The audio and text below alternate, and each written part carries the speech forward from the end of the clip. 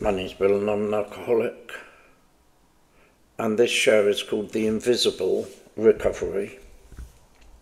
If you're not an alcoholic, the rest of what you're going to read here or hear here is either going to be totally boring, or you may even find it fascinating.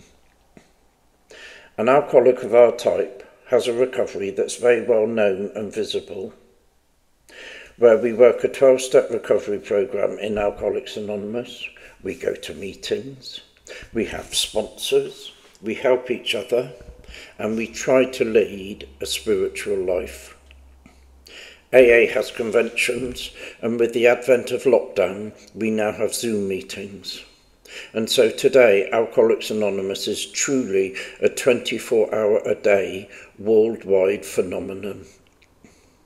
And it's all run and organised and financed by alcoholics, because we do not accept any outside contributions. AA even seems to make its way onto TV programmes and into films. But the recovery you probably won't see is infinitely more diverse and time-consuming.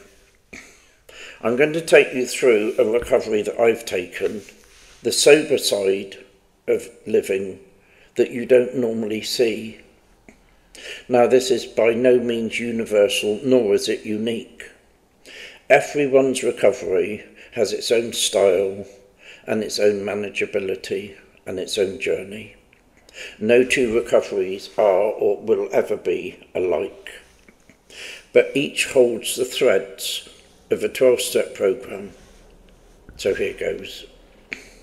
I don't drink apple juice or grape juice because of what they turn those two things into. I drive at the speed limit where I can most of the time. I have a set routine every day. I do one thing at a time, and I try and live along spiritual lines. I carry sugar sachets in my van and in my pockets in case I get low on sugar and I need some. Nothing to do with diabetes. I keep my expectations low. I don't set my plans in stone. Getting hungry, angry, lonely and tired, I do try and avoid at all costs. I always arrive early where possible, and I still get frustrated by petty excuses. I've taught myself to queue up quietly. I say sorry as needed. I don't take too much on in any day. And when I wake up, I do try and notice the green grass and the blue skies and the daffodils. When I'm travelling, I always call ahead and ask that no alcohol is in any of the food that is served, maybe in restaurants or cruise ships or aeroplanes. I read packets of food in the supermarkets for ingredients. Aftershave and mouthwash I check, and I ask for non-addictive medicines. I arrive late and leave early if I'm going to a party. I pour my own drinks. I don't put my drink down. I smell a drink before I taste it. And if I'm not happy anywhere, especially if it's to do with alcohol, I walk out. I threw away some chutney yesterday. It had started to ferment.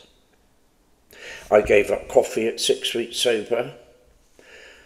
And what used to take me 2 days, I probably would now allow maybe 4 or 5 days to do. I listen, I give time, and if I trim a hedge, it doesn't all have to be finished in one day. So that's it, that's just part of my invisible day that you probably don't see. I pick up snails on the pavement. I put little woodlice in the hedge. And I do numerous other things to protect myself from anger, from resentment, of low self-worth, from fear, from rush and hurry, and, as I've already mentioned, from hungry, angry, lonely, tired. And these are all the things I do in any one given day, except for one more thing. And it's the one thing you may not have noticed. It will, however, be the difference to me between life and death, and it's this: that whatever happens in my life, however bad it is, I won't pick up that first drink. One day at a time. Build the shirt, Bristol.